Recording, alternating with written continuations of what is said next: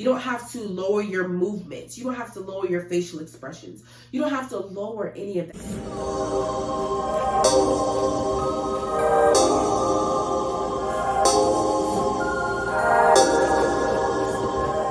Bonjour, je m'appelle Christina, et toi, comment t'appelles-tu? That's right, 4 years of French, and that's the only French I know, okay? Don't judge me, don't judge me. What is up, gang? I am so super excited to be back making this video for you guys. I know, I always say that I'm gonna be consistent and I'm gonna really post videos, and for a little bit I do, and then I stop. Listen, hear me out. Let's talk a little bit about that. So for a long time, like, I've been making YouTube videos, really just trying to get views and get big on YouTube and fit in. And I really have just decided that, like, I'm so sick of that. Like, I'm so sick of just trying to fit in and, like, make content that I think other people want to see. But I'm really about to start making the type of content that I want to make, okay? And if you read the title of the video, which obviously you did or you wouldn't be here, then you know that the type of content that I want to start making is talking about things that I enjoy, what I actually do for a living, okay? And trust me, it took a lot of soul searching to come to this. Like, when I say this is the most comfortable that I've been making a YouTube video in a long time, like, I feel extremely comfortable just sitting here, being myself, sipping my tea. Like, I feel so good. Now, you'll have to forgive me because your girl just got over COVID. Yes. COVID got me. I took a trip to Atlanta to go, well, actually, I took a trip to Phoenix, Arizona, okay? I took a trip to Phoenix, Arizona to go see Maverick City, Kirk Franklin, Jonathan McReynolds, all of them in concert. And then we took a trip to Atlanta, and this was all within the span of like 72 hours. We took a trip to Atlanta, and then when we were getting on the plane back, when I tell you my head started to freaking pound, oh my God, and I was in the middle seat. If you've ever sat in the middle seat on a plane, you know how freaking terrible it is to not feel good and be stuck in the middle seat. I hated it. It was terrible. But lo and behold, I took a test. I had COVID, so I've been out of commission for about a week. But I took a test like a day ago, and I'm negative. I don't have COVID anymore. My throat is still a little, let me see. Yeah, my throat is still a little bit, but I don't have COVID anymore. I'm negative. I took a few tests. I'm negative. I'm good. Yeah.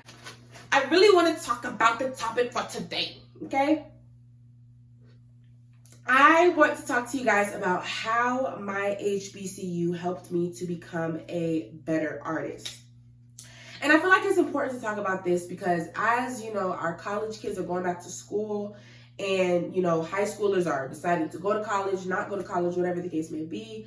Everybody pretty much knows what they want to go to school for. You know, I want to be a lawyer, I want to be a doctor, I want to be a teacher, I want to be, you know, I want to be in management, hotel management, whatever the case may be. And a lot of times artists, we are one of the only professions who there is no direct path for us, okay? Most professions, you go to school, you get a degree, you get a job in that field, okay? You go to a technical school to be a plumber, or I don't know if you go to technical school to be a plumber. But whatever the case may be, to be a welder. I know you go to technical school to be a welder. You go to technical school to be a welder, whatever the case may be.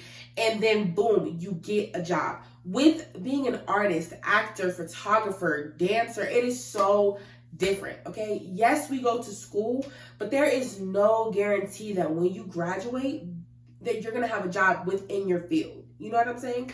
So I want to just talk a little bit about how going to an HBCU helped me in my artistic career. I just want to say that this cup came from Marshall's, and I love it. It's a bunch of black women. You can never go wrong with black women.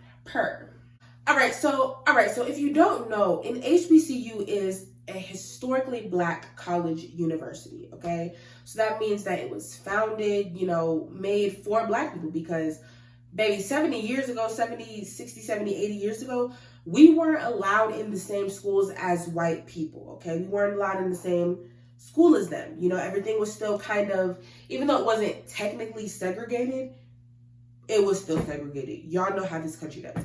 So they made schools for us, for people that look like me and some of y'all. Okay? So one of the reasons that I really, really, really believe that going to an HBCU, one of the reasons that I really believe going to an HBCU, especially my first 2 years in college, when, let me be real with y'all, I wasn't even going to go to college in the first place, okay? I was like, I'm not doing it. I know what I want to do. I want to be an actor. I want to be on stage.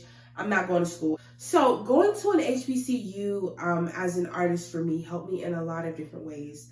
Number one being that I was able to really, this seat is so comfortable, y'all.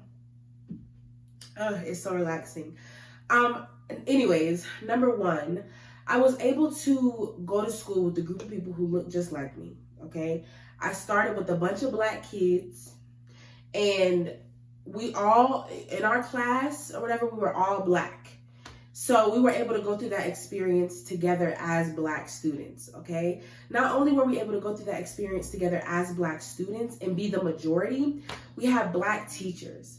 Black teachers who understood our experiences. Black teachers who understood what it was like to be a Black artist trying to make it in this industry, trying to make it in a whitewashed industry. Okay, let's be very clear about that, because the industry is very whitewashed. I think it is just now getting to the point where it's becoming normal to have more diversity in shows and TV and movies and all that. And the only reason that that's happening is because it's being forced to happen. But baby, that's another video.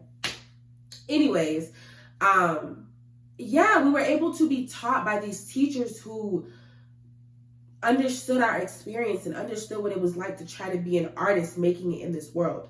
One of the things that I really enjoyed about my professors at my HBCU is that we were tight-knit, we were close, that you can tell that they cared about us. If you come to class late, you're getting cussed out. At a PWI, that doesn't happen. At a PWI, it's like, oh, you're late, you're getting...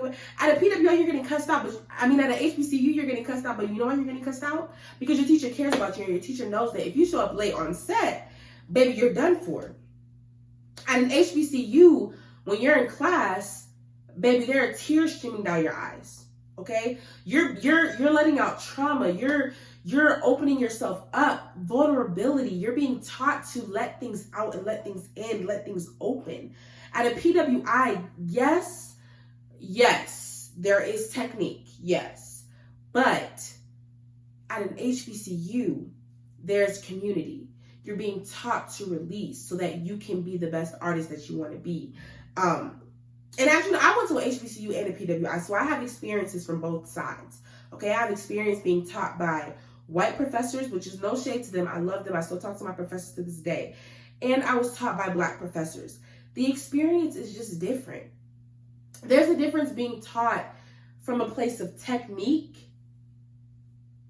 and being taught from a place of experience. Being taught by someone who has been where you've been with the skin that you have. Being taught with someone who can teach you that there is no limit. Because that's what I was taught at my HBCU. I was taught that there is no limit. Because you're taught all of the Black playwrights. You're taught all of the Black, choreographers. You're taught all of the Black music composers. You're taught all of the Black people who are where you want to be. So you see that there's no limit. At an HBCU, you're the majority. Okay? Black people are the majority. When we go out into the world, we are the minority. So being incubated and taught in this HBCU experience, you don't have to water yourself down. You don't have to lower your voice. You don't have to lower your movements. You don't have to lower your facial expression. You don't have to lower any of that. All of that is praised, and it's accepted, and it's cultivated in a way that makes you feel like who you are is not someone that needs to be put into a box. So it teaches you that when you step outside of the walls of this campus and somebody tries to put you in a box, or somebody tries to typecast you, or somebody tries to tell you that all you can play is the maid or the loud, fat best friend, that you can tell them, well, no. Even though I do have these attributes, I've played multiple roles, from Shakespeare to August Wilson to whatever, to Tennessee Williams to whatever the case may be. I've played all of them. You know, so I appreciate you for thinking that I can play that, but I have so much more inside of me because I've been taught and cultivated how to create myself in a way that's more than just what's comfortable for a white audience. And I think that was the biggest thing that an HBCU taught me. Outside of being extremely fun, y'all, I love my HBCU. Let me tell you something. My HBCU taught me freedom. It taught me how to experience freedom and not do too much. It taught me how to be around people that look like me and know that that was okay. Because a lot of times the world will tell us, oh, when too many Black people get around each other, it's trouble. Going to an HBCU shows you that Black people can be around each other and everything is fine. Like, there's nothing. I legitimately used to think that when there were too many Black people around, something has to go wrong. Like, I legitimately thought that. Going to an HBCU showed me that no, all of these Black kids, all of these Black teachers, all of these Black people together, and we're all educated. Like, we're all good. Like, we're straight. I remember on multiple occasions going to my professors' houses and going over lines and, you know, talking about past traumas, talking about things that made us happy, things that made us sad, things that, you know, we can use for our performances, talking about different artists that inspire us and why, talking about why it's important to, you know who you are as a person so that you can know who you are as an artist. On multiple occasions. And you don't get that out of PWI.